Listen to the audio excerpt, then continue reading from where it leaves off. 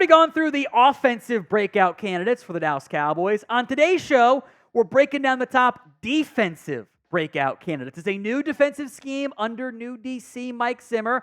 A lot that's going to go on with that change impacting the Cowboys. The first name on my list is wishful thinking to an extent.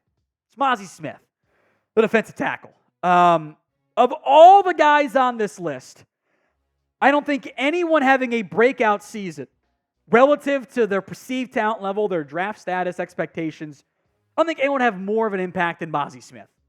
And Mazi Smith has a chance to really change how this Cowboys defense plays and save what I am willing to call the greatest bust in Cowboys Report history, and that is the Fatties Only campaign.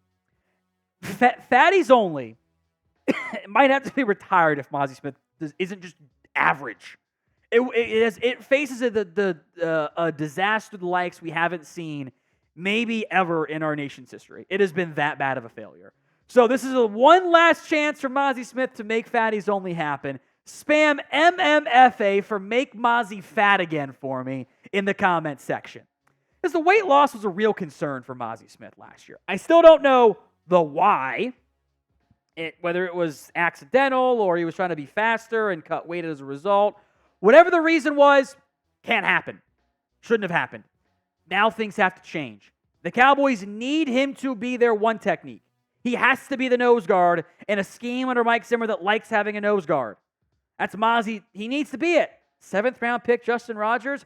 Carl Davis played last year. I thought Mazi was better than him. And that's the bar we're talking about there. And if it's not Mazi at one tech, do we trust the 7th round pick? Trust a journeyman defensive lineman? This defensive tackle room, but by the way, we will come back to because there's another player that I think needs to have a breakout season too. I think the most likely breakout player, though, is this one, DeMarvion Overshown, the linebacker out of Texas. Now, I don't believe in putting first-year players on this list that feels like cheating because it's not the breakout from. They're just instant impact guys. It's a different subcategory of terminology. Overshown was going to be an instant impact guy. And I think we would feel a lot better about that Cowboys' fairly disastrous impact rookie class if Overshown had been healthy. He looked awesome in the preseason, in camp. By week 9, he would, I think, unquestionably have been the best off-ball linebacker on this team. Now, he doesn't have to be that in year 1. They have Eric Kendricks. They can play Damone Clark. But I think when they use, and they'll use more 3 linebacker base sets than they did last year where they basically only used it in goal line scenarios, I think Overshown's going to be your weak side linebacker. He's also coming off of injury. That raises concerns. If he had been healthy, he might not have even been on the list. He might have already broken out. But I have pretty high expectations for Overshown in 2024. So are you buying a DeMarvion Overshown breakout season? Y for yes, N for no. It's the pinned comment on this video. Go vote right now. I'm going to put Osa Odighizuwa on this list. And you might say, but hasn't he had a breakout season? I don't think so.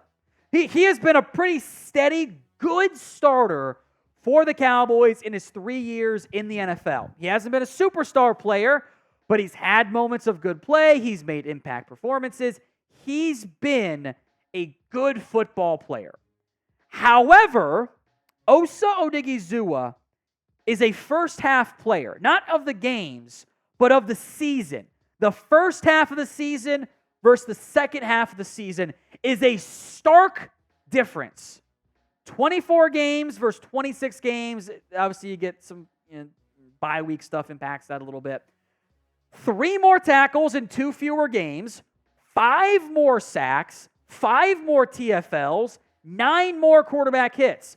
Osa Odighizuwa is a fringe, legitimate Pro Bowl caliber player in the first half of campaigns and an average starter after that. So I don't know why he fades. I don't know if it's because he gets tired, he gets wore down, there's not enough other good defense linemen to help him out on the interior.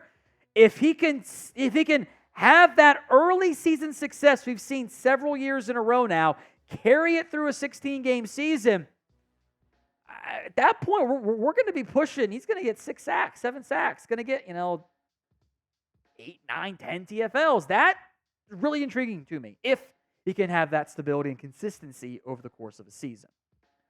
So name a player who you think breaks out on defense. Maybe a guy I've mentioned, maybe one I haven't yet, maybe one I won't even get to. Let me know in the comments of today's show. Sam Williams is next up here. He is on both make or break season, but also breakout campaign status. I thought Williams took a step back last year. His sacks went up, pressure rate went down, the TFLs went down, the penalties went down. It's always concerning to me when you are playing in the playoffs and your second-round pick plays less than 5 snaps on defense. He was fun as a gunner too. That might not happen this year with Mike Zimmer, but the penalties have to stop. I think Mike Zimmer will either help Sam Williams get himself, wording intentional there, to being a potential double-digit sack guy or close to it, or it's just not going to work. Zimmer's a hard ass, but that's not a bad thing. That's trying to maximize your player, make the most out of them, get them to realize their own potential. And the guys who have been greats under that, guys like Darren Woodson, they realize that and go, he's trying to make me better, and that challenge and pushing will make you better. Sometimes you got to kind of get your ass chewed out a little bit. I think Sam Williams needs that. I do. Off the field and on the field. There's been something every offseason. Stay focused, stay disciplined, and the sky's the limit for Sam Williams. My concern, fear, whatever you want to call it here, upside, downside, if it happens this year, boom, it's going to happen, and he's going to be a superstar or close to it, at least a star. And if it doesn't happen this year, I don't know if it ever will. Now, we will have daily Dallas Cowboys videos for you all throughout this kind of dead period in July to training camp, the preseason, and, of course, the regular season. Hit that sub button at youtube.com/@CowboysTV. Only going to go with one defensive back here to wrap things up. I don't think there's a corner that stands out to me. Those guys are, Deron Atlanta had his breakout already. Diggs had his breakout. I think Marquise Bell had his breakout last year. So I'm going to go with Juanyeh Thomas. When he has been able to play, pretty damn good. Hasn't played a ton. I still maintain I will maybe happily die on this hill. Juanyeh Thomas should have been out there over J-Ron Curse last season. He was better than Curse. And I'm glad the Cowboys didn't bring back Curse, not to throw shade at J-Ron, because they have safeties. And what Mike Zimmer historically likes is high football IQ players, guys that can make plays in the passing game and in the running game, like all coaches do, But he wants players who are a little bit interchangeable. And I think Juanyeh Thomas can do that. Maybe even more so. Like Hooker tackled pretty well last year.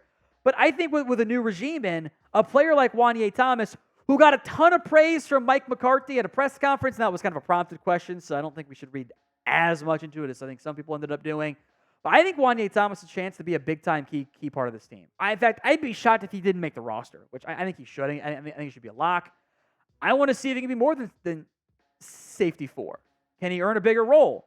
How are they going to utilize the safeties? Mike doesn't love using 3 safeties. Maybe he should still this year, given your talent in the back end.